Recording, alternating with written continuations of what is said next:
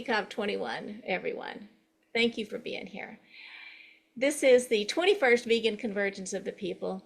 I am your climate healer MC, Rebecca Allen, and I am pleased to introduce to you our next speaker, Rachael Brown. For fork's sake, 10 days to make big change happen. Rachael Brown is certified in plant-based nutrition and food sustainability from the T. Colin Campbell Center for Nutrition Studies at Cornell. Rachael is a licensed practitioner of massage and pain neutralization techniques and a certified yoga and Pilates instructor and a spiritual director. As an adjunct professor in nutrition and wellness, we are grateful that she is here today for fork's sake, 10 days to make big change happen.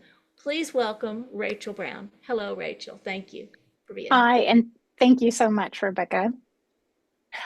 So thank you to Dr. Rangan too. The vegan drums were incredible. And it makes me think just about what Dr. Rao talked about at the opening comments yesterday about the 4 different types of movement in bringing veganism to the world, and this idea of hospice, helping older ways of being, older whether it be instruments or commodities or whatever, transition to new sustainable ways of being. And that's exactly what Dr. Rankin was doing.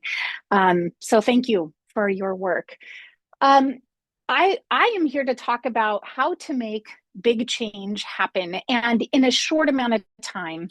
And I want to say that I love the work of Dr. Rao and of climate healers. And maybe like me, you have people in your life who are not aware of this work that is happening. Maybe like me, you have people who hear the word vegan and it's almost like a swear word. They have a whole set of ideas that come with that word. And they don't want to think about it. Or maybe like me, you have people, family members or friends who really don't know the latest science, haven't heard this information that it's okay to eat almonds because while they use some water, they don't use as much water as the animal products that our friends and family members are eating.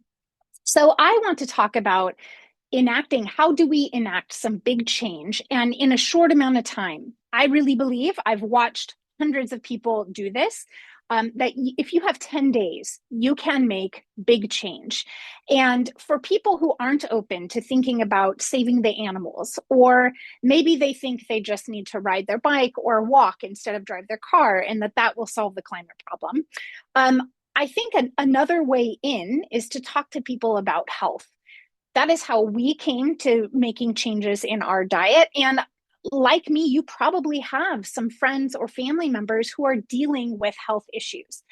Sadly, this is a very normal thing to be dealing, especially in our country, with heart disease of any kind. So elevated blood pressure, elevated cholesterol, around the world, elevated blood sugar and diabetes.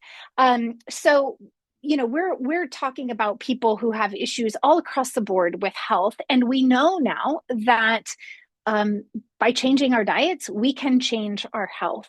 So I'm going to tell you just a little bit as to how I got here. And then I'm going to walk you through how in just 10 days, you can make this change. You can make this change with other people you know and love, or invite others to join you on this change. So 15 years ago, my nephew was 5 years old and he was diagnosed with cancer.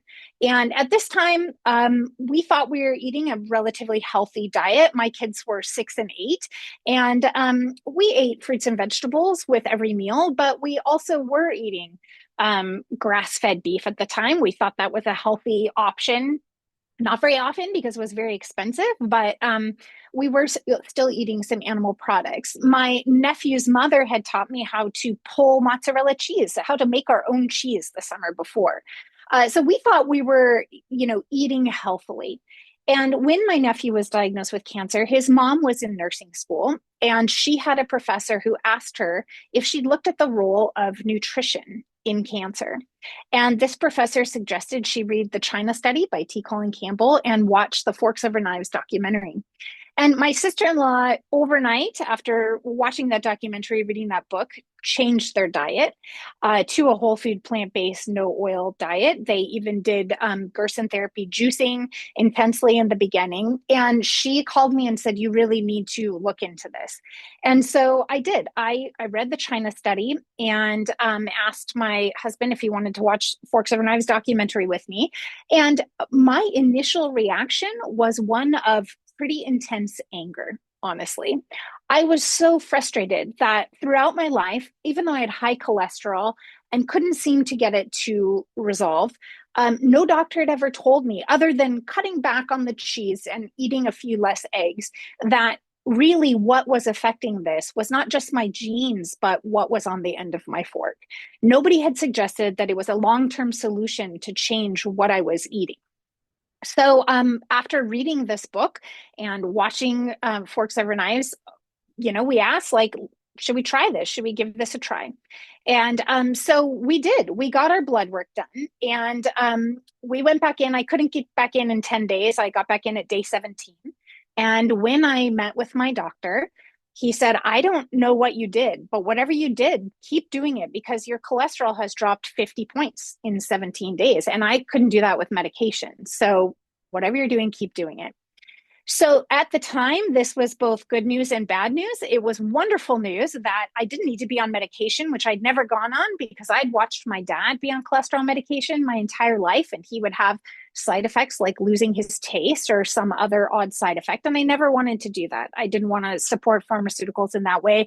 I didn't believe that the answer was taking a pill. And so that's what started us on this journey of how do we do this? How do we eat this way when nobody we knew outside of my sister-in-law and her family, who were 2 states away, were eating this way? 15 years ago, there wasn't as much on the internet. Whole food, plant-based, no oil was not something you saw a lot. You could find information on vegan things, but there wasn't as much out there as there is now. So we started, and we really made, I would say, almost every mistake in the book.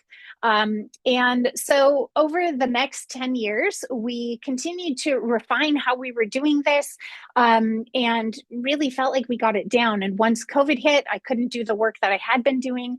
I decided to go to the T. Colin Campbell Center for Nutrition Studies and get my plant-based nutrition certificate. And I took their food and sustainability course as well and got a certificate in that. And they were really mind-blowing. I would say I'd read a lot of books, and so there wasn't a ton of new information for me in the plant-based nutrition certificate, but the food and sustainability certificate really opened my eyes to things I hadn't seen. And it talked about the food system around the world. I knew we had enough food in the world, but why weren't people who needed food getting it? It talked about how commodities work and how subsidies work and how our food is distributed and used and weaponized, and what can we do about it? So when COVID hit and I wanted to reach others, I wanted to share this information that I had learned and that had affected our family so profoundly.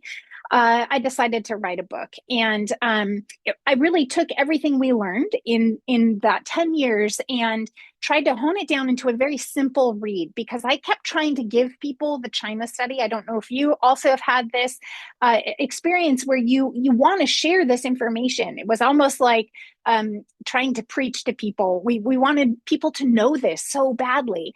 But we also wanted to have friends, and we realized that we needed to go about it in a way that was sustainable. And so I would try to give people the China study, and oftentimes they would hand it back to me because it is a bit of a scientific read.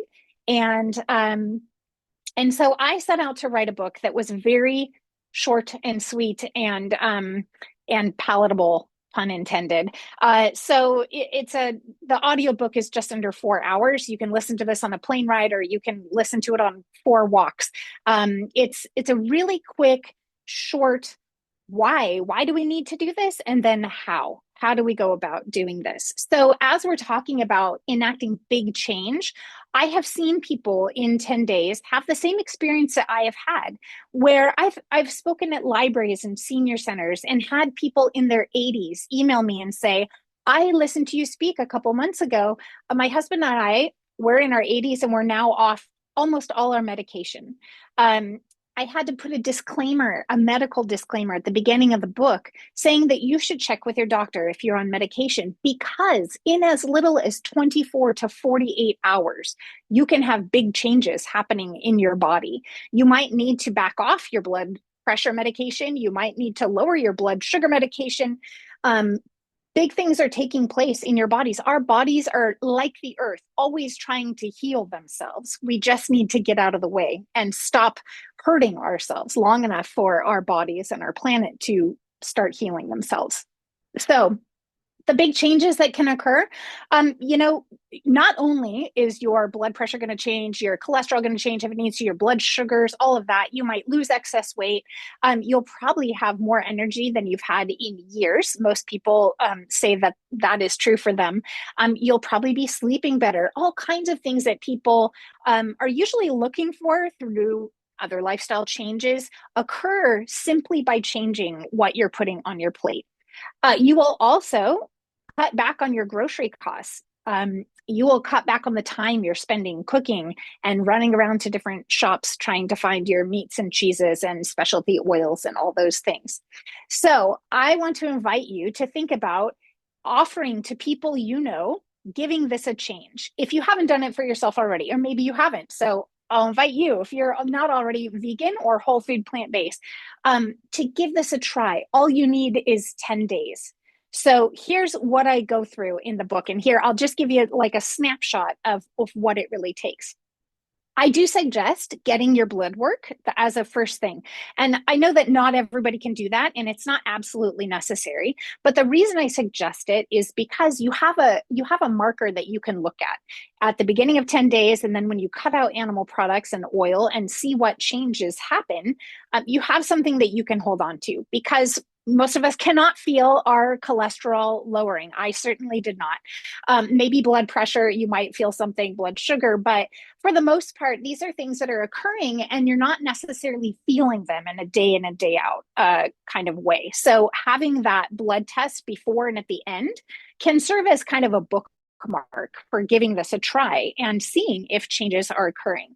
It can also help you keep on track, knowing that you're going to be taking a test that's going to show if you cheated a little bit, if you had some offending food, this is going to change the numbers. So it's a good way to keep yourself on track if you're just going to try it for 10 days, which I say, don't think about your whole life. Just think about trying this for 10 days.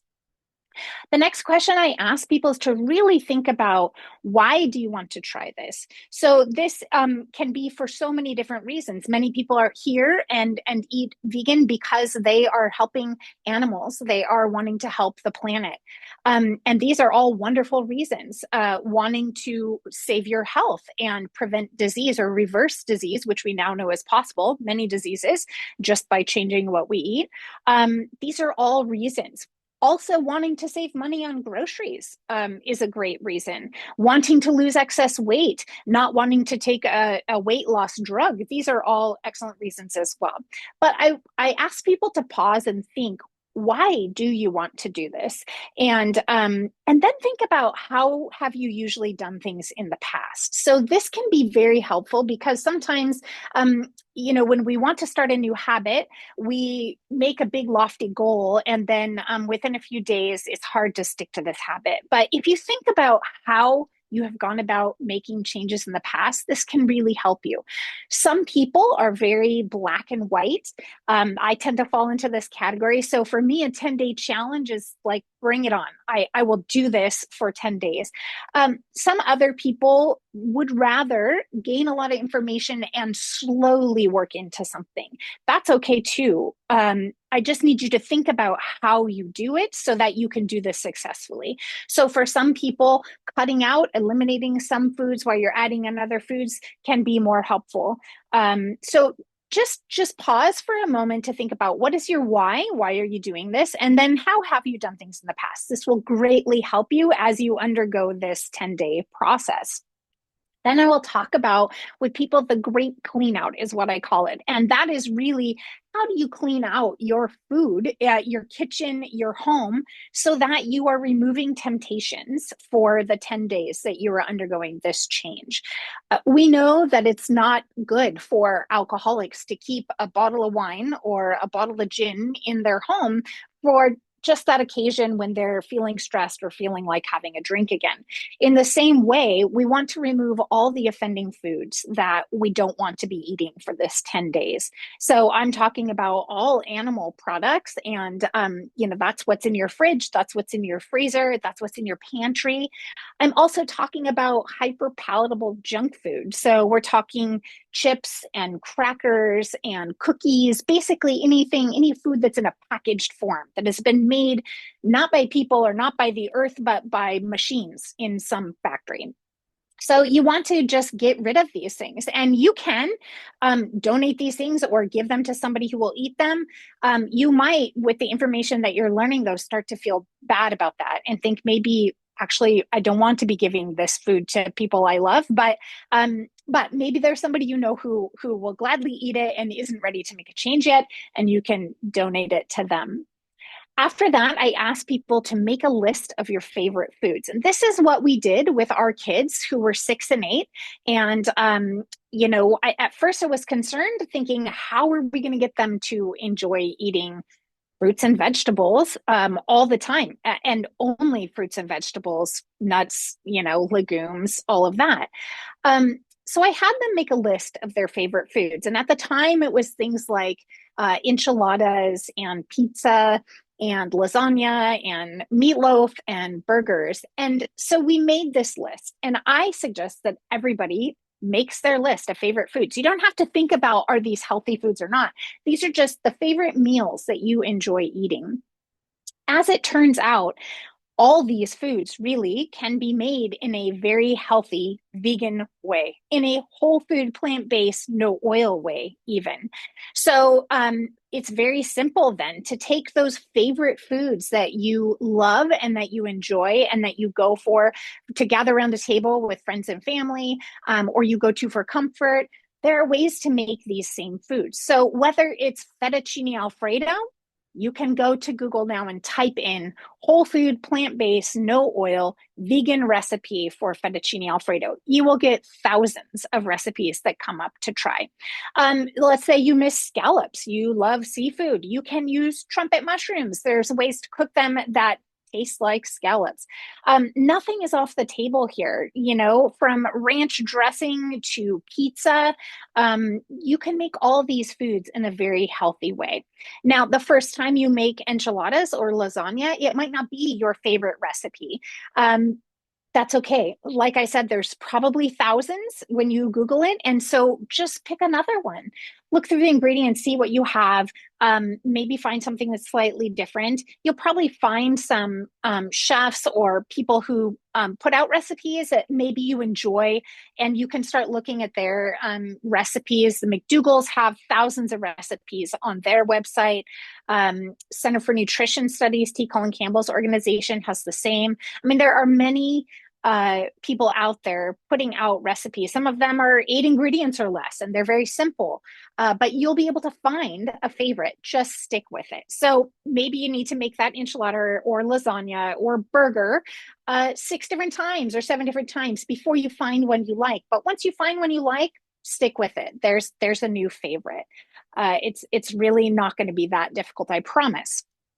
After you found your favorites and you've decided some things you want to make, then I talk about in the book how to shop for these things. It can be confusing at first. People often don't want to eat this way because they'll say to me, well, I don't live near, there's no Whole Foods near me. I can't eat this way. And nothing could be further from the truth. You do not need specialty grocery stores to eat this way for your health. I love registered nutrition. Jeff Novick talks about being able to eat this way if all you have near you is a dollar store. Because when you think about it, when we're eating food that comes from the earth, You can find at a dollar store a grain, usually rice. You can find beans, a bag of beans or a bag of lentils. These things are very inexpensive, and one bag can serve for 5 days of eating for one person. You can also probably find frozen vegetables or canned vegetables, the same with fruit. So you don't need any specialty store to be getting what you're going to need to eat whole food, plant-based, no oil, or vegan. If you just have a normal grocery store near you, you can also shop there.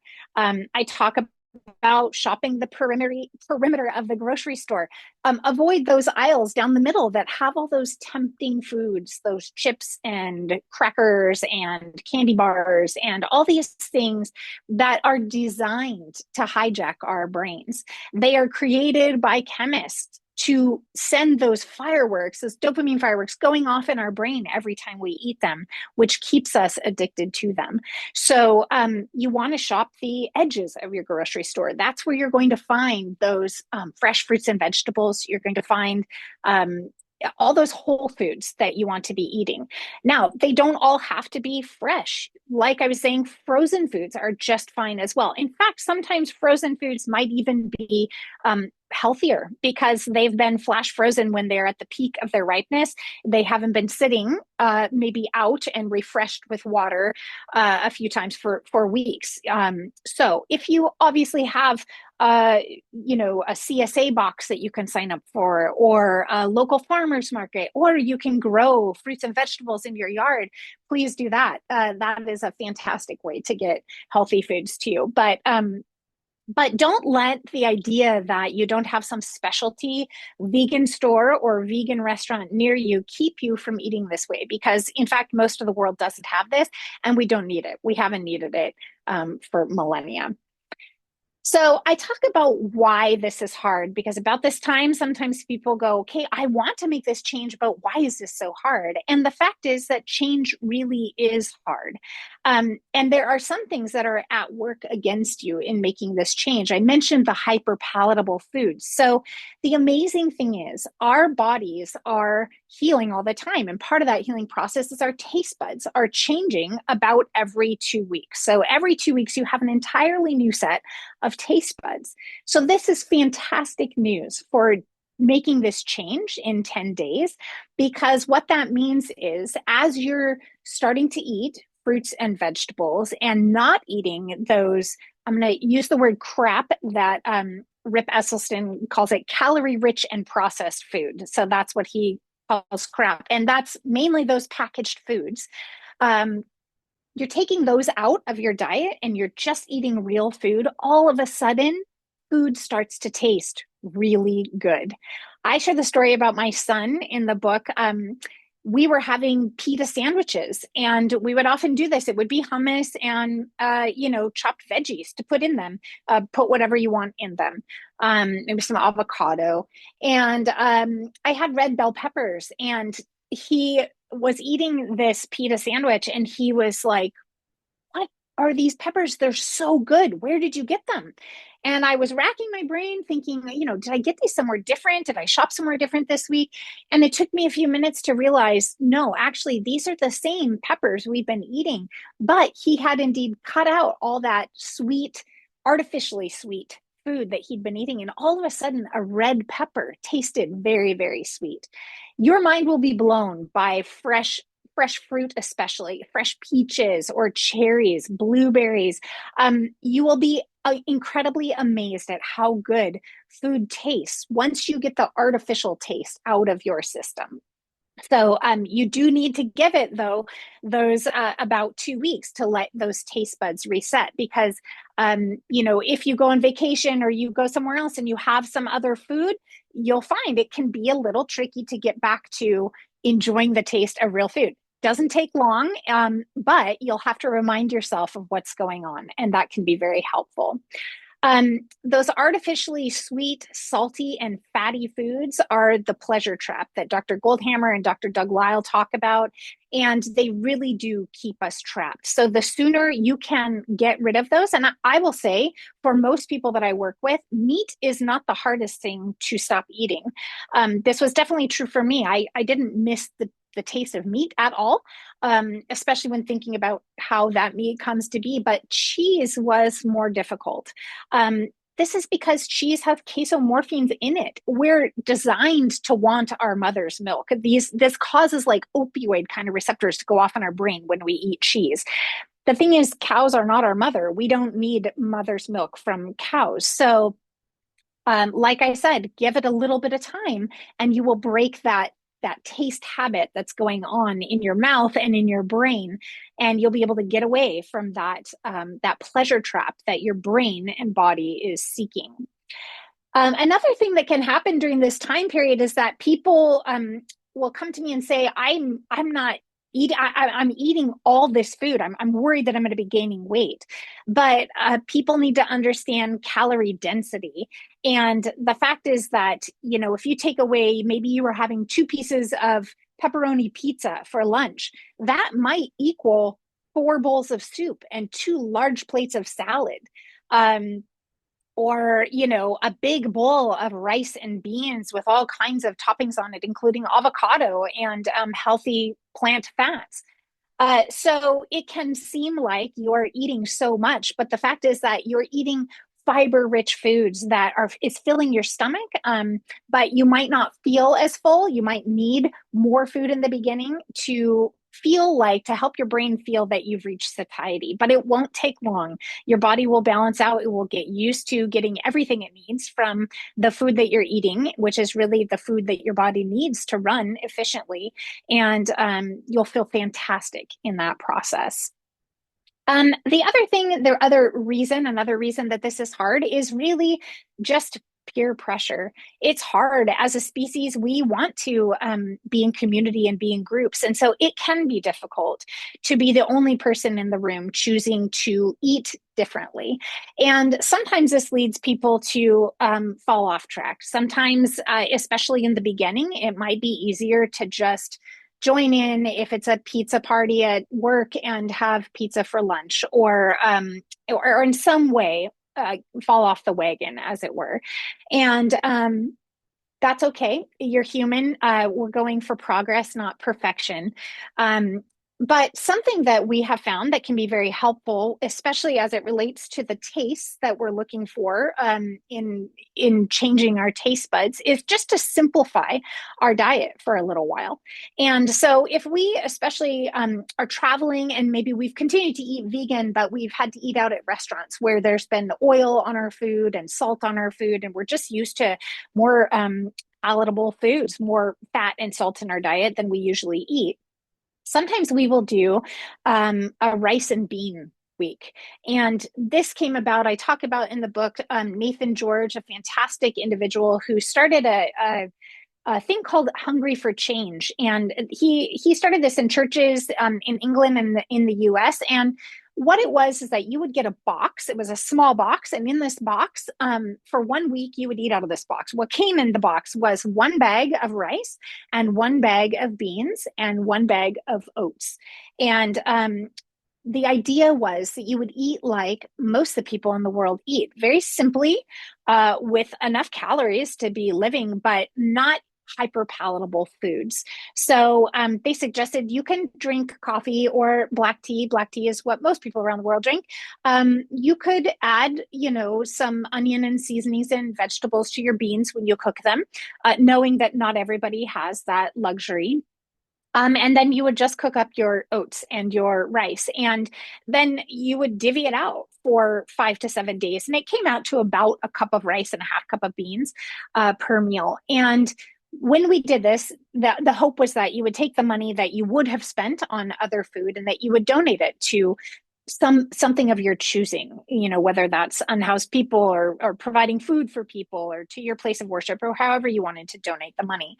But it really was surprising how different it was to just eat a cup of oatmeal in the morning, plain, and rice and beans for lunch and dinner. It was a way of fasting in solidarity with people around the world and a way to really change your thinking about eating. So I suggest this as a way to get back on track. If people have found themselves having a hard time sticking with eating whole plant-based foods, it's a very quick way to reset your taste buds and your thinking, to be very grateful for all the amazing options of food that you have when you just take a little bit of time and eat very simply. There's something like this with the McDougall program. They call it Mary's Mini, where it's you're splitting your plate, a 50-50 plate. You're having a starch and a vegetable, and you're not introducing a lot of variety, which helps you to really slow down and eat what you're eating and be with what you're eating. And then when you reintroduce variety, your taste buds and your brain will just explode with excitement for very simple things. So it's a great thing to get you back on track. So we talk about other lifestyle changes as well. I love helping people, especially when they're coming at this for their health or maybe looking to lose weight. Many people often think they need to start a rigorous exercise routine at the same time. And I really actually love working with people who, for whatever reason, can't start exercising immediately, because when they just change what they're eating, they can see that actually the food is what's making the biggest difference. I'm not saying you shouldn't be exercising. I think everybody should be out there moving, but you don't need to join a gym. You don't need to run miles every day. It can be as simple as dancing or gardening or walking. I mean, it doesn't need to be anything big. So we talk about lifestyle changes and adding some of those as well, but making sure that you're sleeping well. Eating this way will really help your sleep patterns, you'll find. And then also some of the other things that you will need to add, which are not a lot. Basically, it's vitamin B12 and possibly vitamin D, depending on your levels or where you live. The B12 is something we can't produce ourselves, and people who eat animals are getting that because the animal has eaten bacteria that has B12 in it. Actually, I just learned this last year. Most animals are not getting it through what they eat either. They're having it in supplement form, which is kind of mind blowing. But this is the one nutrient that you won't be able to get from your food. As Dr. Greger says, it's because we're not eating our food straight from the ground with dirt on it, which even if you grow your own garden, you're not going to get enough of that. So you do need to take a supplement of B12, but that's, like I said, vitamin D is maybe the other one, but those are it. This is not something that once you change to be vegan or whole food, plant-based, no oil, not something you need to be going out and buying a bunch of supplements. I just sent out a newsletter on my experience with omegas, actually, because my omegas were slightly low. And it was suggested to me by 3 different plant-based doctors to take omega supplements, and I did. And I share all the science behind this, but why I stopped. And there's a fantastic video from CNS with Dr. Milton Mills discussing this with Jeff Palmer as to why we don't actually need to be taking extra omegas. We need to be eating real food, and our bodies will do the work. When you start taking omegas, your body thinks it doesn't need to do the work. And so that's the short answer on that one. But you aren't going to have to rush out and buy a bunch of supplements. So don't think that that's in the works. I talk about keeping this fun. Especially when I wrote this book, I thought I was writing this book for other parents and other young families like us. I mean, my kids were 6 and 8 when we did this, and I was trying to help other families because around the playground or at school, I was talking with other parents whose kids were suffering from allergies or asthma or all kinds of other issues, being sick all the time and looking for answers. And I was trying to suggest, again, at the time, I was mostly suggesting T. Colin Campbell's book, The China Study. And these parents didn't have time to read that book. That, it just wasn't in their realm of thinking at that time. I told T. Colin Campbell too. I love him. He's an amazing man. And I told him that I recommend this book all the time. But that for those who wouldn't start with that, I was hoping this book would be an entry-level book. And he was very generous and endorsed my book.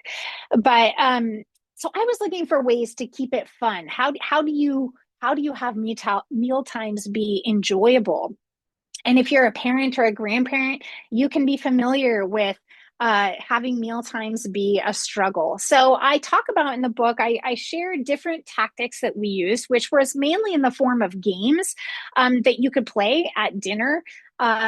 There's a jar that you could pull questions out of, and we played high, low, what the heck, which is just sharing. Everybody has a chance to share from that day, one high from their day, one low from their day, and one what the heck, which is really just what was something that happened that was surprising or crazy or just made you go, what the heck?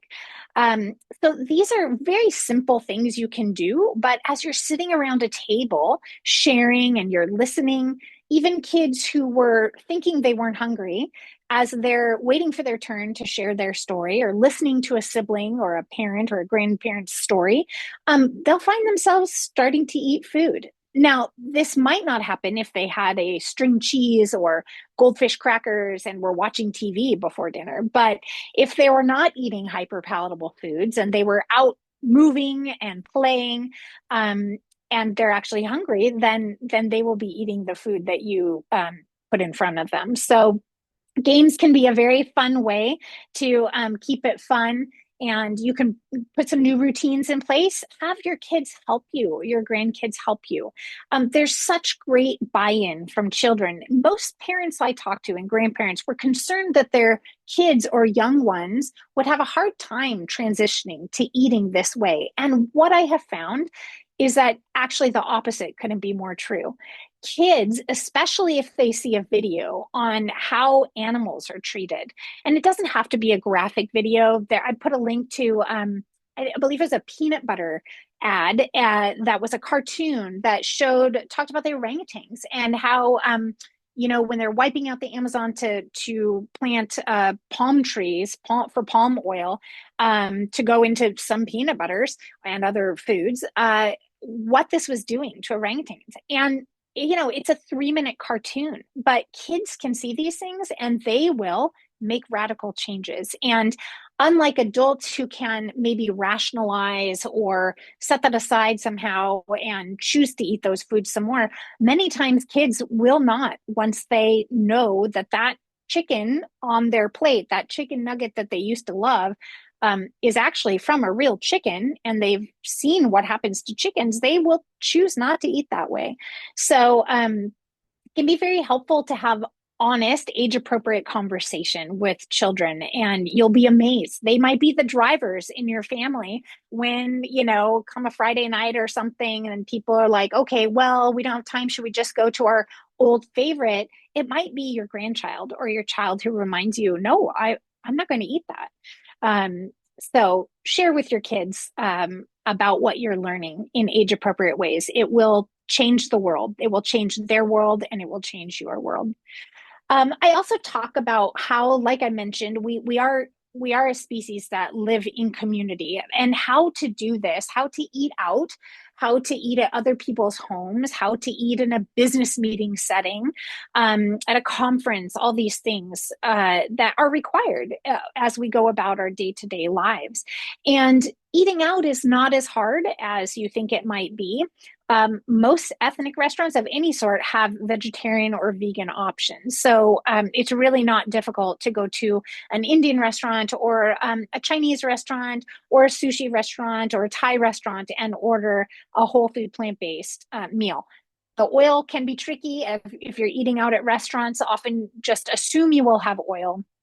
But as far as eating vegan, it's really not as difficult as you think. Even in a steakhouse, you can eat a wonderful vegan meal. Steakhouses often have baked potatoes. They have sides of vegetables that you can order. You could just ask the vegetables to be steamed rather than cooked in oil. A salad bar is often available. So really any type of restaurant you can eat at, even fast food. When we started this, we live in California. We would do an 8-hour drive to visit my parents. And we stopped at In-N-Out in the beginning, in the early days, and we would just order a burger with no burger patty. So we had a bun, we had lettuce, onion, tomato, pickle, the things that went on it. No mayonnaise. We just did ketchup, mustard, and that was a sandwich. It's not ideal for every meal, but it was fine if we weren't packing our own food. You can do the same at any kind of sandwich shop. You can order a veggie or a vegan sandwich, just ask for certain things to be held. So it is possible to eat out. It's not as hard as you think. Eating at other people's homes, I talk about how to do this with grace also. You know, in the beginning, we decided that we were never going to be those people who would refuse to eat something. If we went to somebody's house and they cooked us a meal, then we would eat it regardless. But that never actually really happened. People started to know that we were eating this way for health reasons. It wasn't just a trendy fad thing that we were hopping on, that this really was for health reasons that we were doing this. I didn't mention earlier that my grandfather had Alzheimer's. When we did blood work and my cholesterol wasn't coming down as much, my doctor said there's a genetic test you can take to see if something else is going on here. And I did that. And it turned out that I carried the Alzheimer's gene as well, APOE 3/4, not APOE 4/4, which means you usually get Alzheimer's in your 30s or 40s. But I do carry that gene. When my parents came through town, we had them test as well. And my father carries that gene. This was like 7 years ago. My father is now in the mid stages of Alzheimer's. We also found out my son carries this gene. So for us, finding this out was while disturbing, yes, it was good to know, much like the blood markers, having those to see, it was a way to remind us why we're doing this. Knowing that, yes, we have the genetics, we are predisposed to getting certain diseases, but our lifestyle choices, we now know, have a large impact on that. So the quote of genetics loads the gun, but lifestyle pulls the trigger really is true. Genetics are maybe around 10% of whether we do or do not get a disease. It's our lifestyle choices, which are eating and sleeping and moving and all those other things that are really the determinants of whether we get a disease or not. So knowing this was very helpful for us. So friends and family were all of a sudden very happy to, they would call before we come over for dinner and say, well, I want to make a new recipe. You know, how is this one? Or what would you suggest? Another way of approaching this is bringing food to share with people. So at potlucks or church gatherings or wherever you're coming with a large group of people, bring a fantastic vegan dish to share with others. You can label it or you cannot label it. Sometimes people try it and be amazed. And so it's great to not have it be labeled vegan. Some people won't try it because it's actually vegan. They just see the word vegan and they won't try it. But I would also say you should bring extra of whatever you are making, because most people will try it and be amazed at how good it is. And we've had it happen where by the time we get into the line, our food is gone because everybody has enjoyed it so much. So there are ways to get around these social situations that you think might be preventing you from living in a different way, but they are very easy workarounds. And I talk about those. I also suggest that you share what you've learned, and that's what we're doing here, right? In VCOP-21 is talking about what are these big changes that need to happen and how can we be a part of it. So I suggest sharing with friends and family, even your doctor, who is probably not whole food plant-based. Maybe there are some, growing doctors, Physicians Committee for Responsible Medicine, trying to get this information into the medical tests that our doctors take. But many doctors have only had 1 to maybe 5 hours of nutrition training in all of their training. So likely what you're doing is new information to them. So share what you're doing with people. Even your friends who are doing keto or paleo or the carnivore diet, share the good news that carbs are really good for you. We're not talking, chips and French fries and Oreos, but we're talking complex carbohydrates, potatoes. Most people who are eating these diets miss potatoes. So it's really fantastic news that they can eat all the potatoes they want.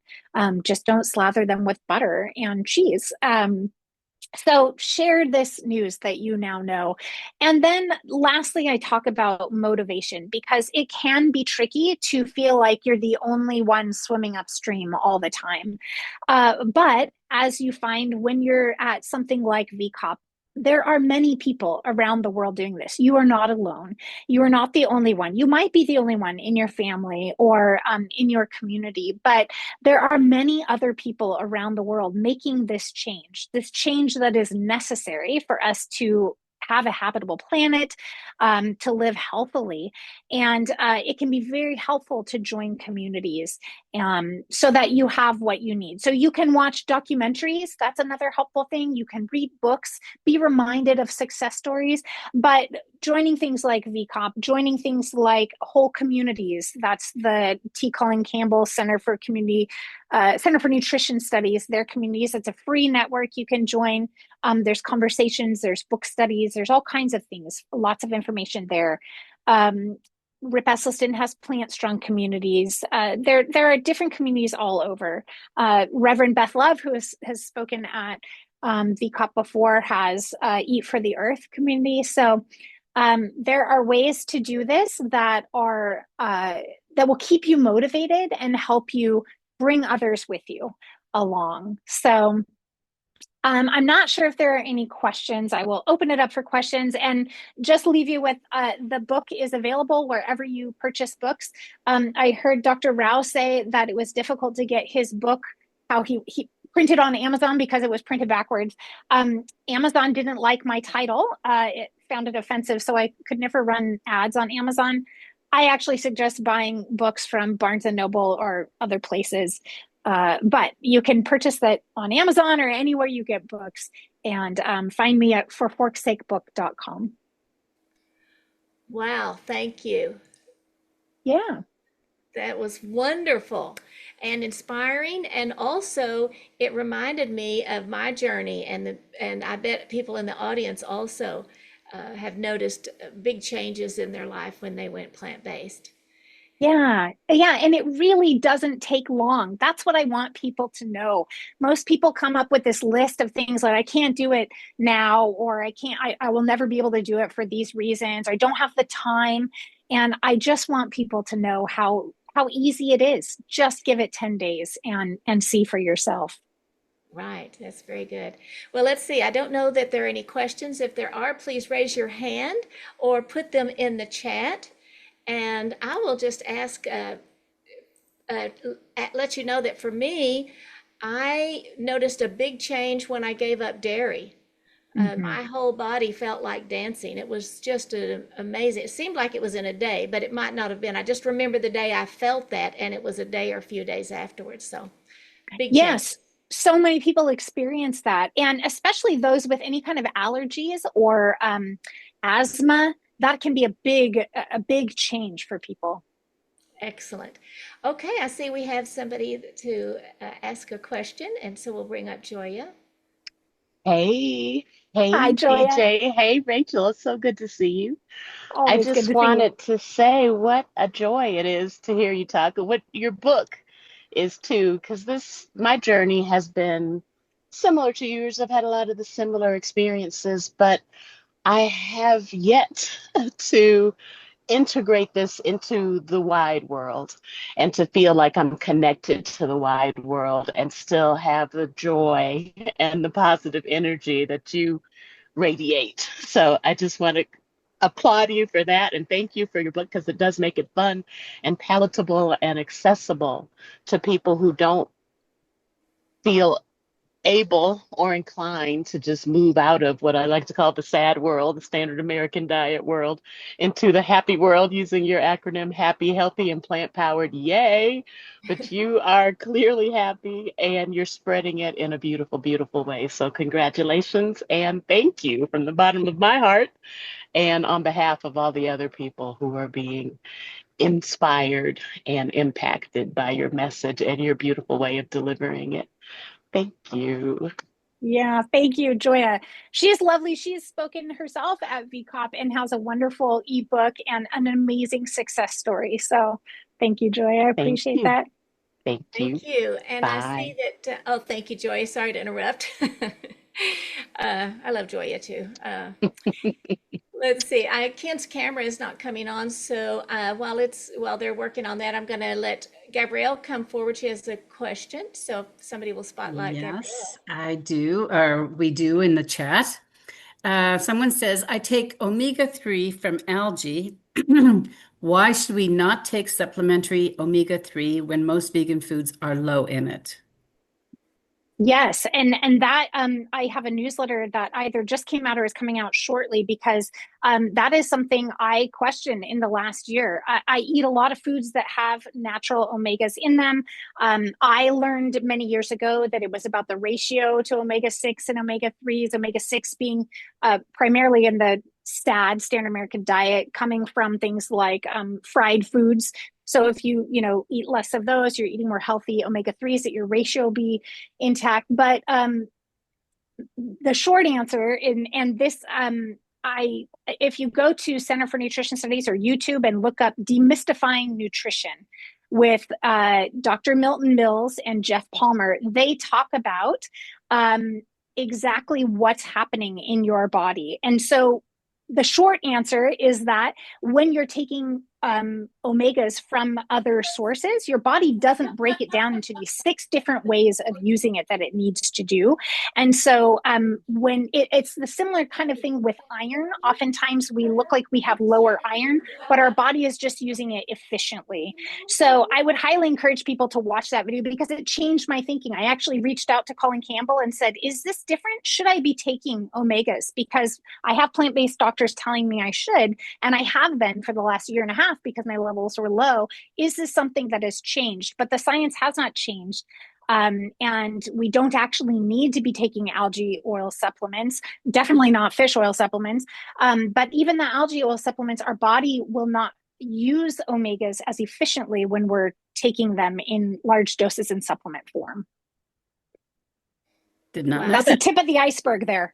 Okay. There's another question here, or shall we do it now or later? Go ahead. We've got just a few minutes, so Okay. sure. This person says, I've often heard people say those following a vegan or plant-based diet don't look that healthy. Oops, somebody else popped something in there. Here we go. That they may look thinner, faces and bodies not as filled out. Are there certain nutrient deficiencies that, when depleted, may help?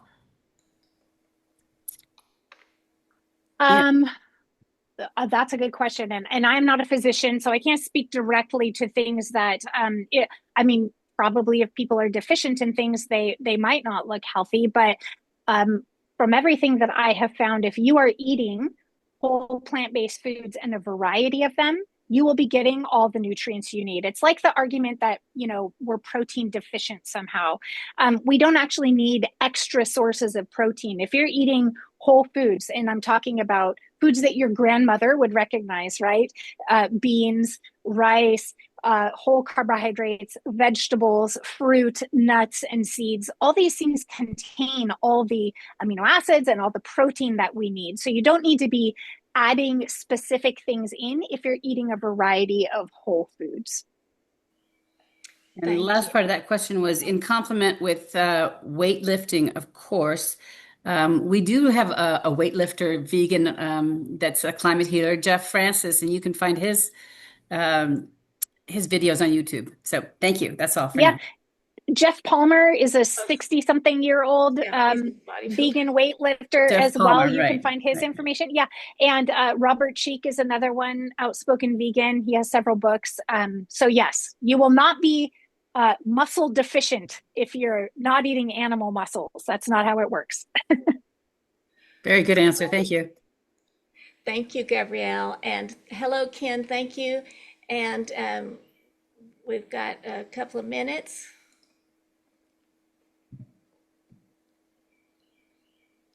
I just met a fellow traveler today. Thank you so much. We started with the China study and we loved the 5% rule and lived with it for years. But my gosh, when we got rid of dairy finally because of friends pushing us on that, what a huge difference! What a huge difference. So the China study just makes sense. It just absolutely makes sense, and that's a great place to start. But you got to go all the way and get the dairy done too. So anyway, thank you so much. I'm very glad to meet you. Yeah, nice to meet you too, Ken. And I 100% agree. I would hope that everybody will read the China study at some point because in my mind, it shows plain and simple, the black and white science as to what's happening. I will also share that my father-in-law was diagnosed in 2020, a week before everything shut down with COVID. At 66 years old, he was diagnosed with brain cancer, glioblastoma. And usually people don't survive more than a year with that diagnosis. And he was a cowboy from Montana. He would cut the steak fat off to eat it. He did not love vegetables. But at that point, he and his wife decided that they would try eating whole food, plant-based, no oil. He lost 55 pounds. He did do surgery, radiation, chemo. They weren't able to get all the tumor. He just passed away 2 weeks ago, but he lived over 5 years with glioblastoma and also with a Parkinson's diagnosis. But I would say the science supports that, in that he wasn't eating foods that, as we know from the China study, those foods that he was eating were not feeding cancer cells. Right. Yeah. So even though there was a tumor there and it was growing slowly, he wasn't feeding it rapidly. We all have cells in our bodies that are cancer cells. We are either feeding them or starving them. So I wish more people knew the hard science. And hopefully everybody eventually will read the China study. Thanks, Ken. Thanks. Well, I'm just starting my 10th generation and my 10th decade, and no medications, nothing. Food is my medicine. Thank you Good so for much. you. Thank you. Beautiful. Thank you so much, Ken, and thank you, Rachael Brown. And I see we have one question list. Let me ask you, Rachael, would you mind if this one person who we don't have time for, if he could ask you his question in the chat? Sure. Would you mind Yeah. staying on for just a little bit longer? Just okay, fine. our next person is here, and we don't want to forget you, Mark. Thank you so much for being here. All right. All right. Well, do you have a, you bet. Thank you. Do you have a closing remark? Somebody needs to mute.